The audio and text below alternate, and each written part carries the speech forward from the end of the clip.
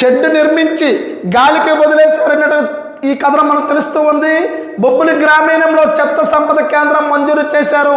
వీధుల్లో సేకరించిన చెత్త వేసి సేంద్రియ ఎరువు తయారు చేసి రైతులకు విక్రయించి ఆదాయం సమకూర్చాల్సిన ప్రభుత్వం భావించింది. కానీ ఏడాది కిందటే షెడ్ మాత్రమే నిర్మించి వదిలేశారు. వాటిలో నాడెపులు నిర్మించి తడి పొడి చెత్తలు వానపాములు వేసి ఎరువును తయారు చేయాలని అధికారులు సూచించిన అమలు కాలేదు. సంపద కేంద్రం పూర్తి చేయడానికి చర్యలు తీసుకుంటామని ఈఓపీఆర్డీ చెప్తూ ఉన్నట్టు తెలుస్తూ ఉంది. అయితే కొన్ని లక్షల రూపాయలతో కేంద్ర ప్రభుత్వం రాష్ట్ర ప్రభుత్వం చెత్త సంపద అని అనేక రకాలుగా వెచ్చిస్తున్నప్పటికీ కూడా గ్రామీణ ప్రాంతాల్లో ఉన్న అధికారులు అక్కడ పంచాయతీ కార్యదర్శులు అన్ని కూడా గాలికి వదిలేసినట్టు తెలుస్తోంది.